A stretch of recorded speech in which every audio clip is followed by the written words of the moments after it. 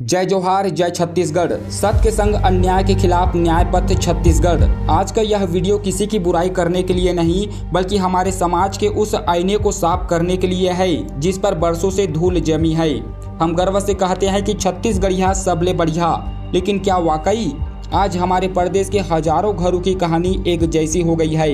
एक रात आती है, एक बेटी चुपचाप घर की दहलीज लांघती है और पीछे छोड़ जाती है रोते हुए माँ बाप और समाज की वो झूठी शान जिसे हम अपनी जान से ज़्यादा प्यार करते हैं। आखिर ऐसा क्यों हो रहा है?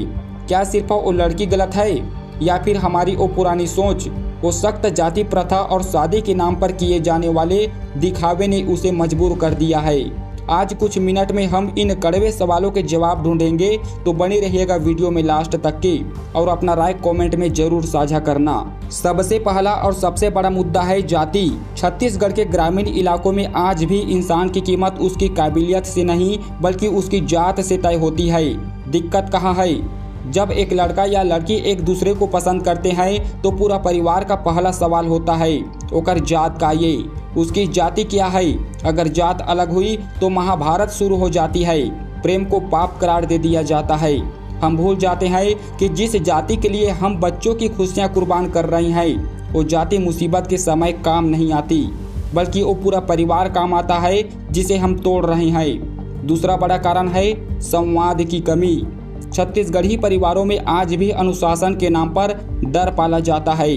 बेटी अपनी माँ से तो कुछ कह लेती है पर पिता से बात करने में उसकी रूह कांपती है। जब उसे किसी से लगाव होता है तो उसे पता होता है कि घर में बात करने का मतलब है मारपीट या तुरंत कहीं और शादी कर देना। गलती यहाँ है, अगर माता पिता दोस्त बनकर बात सुनते तो शायद वो बेटी घर से भागने के बजाय अपनी बात समझा पाती। भागना आज़ादी नहीं है, वो तो संवाद न होने का नतीजा है। तीसरी बुराई है शादी का फिजूली खर्च और कर्ज। छत्तीसगढ़ में इज्जत का पैमाना यह बन गया है कि शादी में कितने लाख खर्च हुए, कितना सोना दिया गया।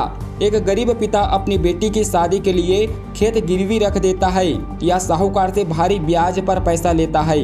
जब बेटी यह सब देखती है कि उसकी शादी घर को बर्बाद कर देगी या उसे उस इंसान से बांध दिया जाएगा जिसे वो पसंद नहीं करती सिर्फ पैसे या खानदान के चक्कर में, तो वो विद्रोह कर देती है। अब बात उन बेटियों की जो घर छोड़ देती है। क्या आपको लगता है कि भागकर शादी कर लेना हर समस्या का हल है? बिल्कुल नहीं। आंकड़ों के मुताबिक भागकर की गई 70% शादी में लड़कियां बाद में पछताती है। क्यों?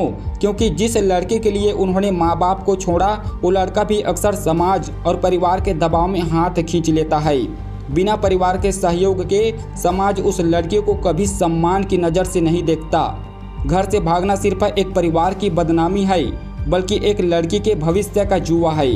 तो समाधान क्या है?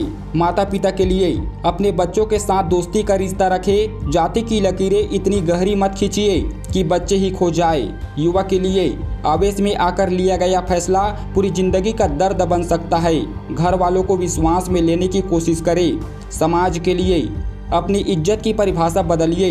इज्जत दिखावे में नहीं, खुशहाल परिवार में है। छत्तीसगढ़ को हमें सिर्फ आर्थिक रूप से नहीं बल्कि मानसिक रूप से भी आगे ले जाना है। अगर हम आज नहीं बदले तो कल फिर किसी घर का दिया बुझ जाएगा। इस वीडियो को जितना हो सके शेयर करें ताकि हर माता पिता और हर युवा तक यह बात पहुंचे। सत्य के संग अन्याय के खिलाफ न्याय पथ छत्तीसगढ़। जय जोहार जय छत्तीसगढ़।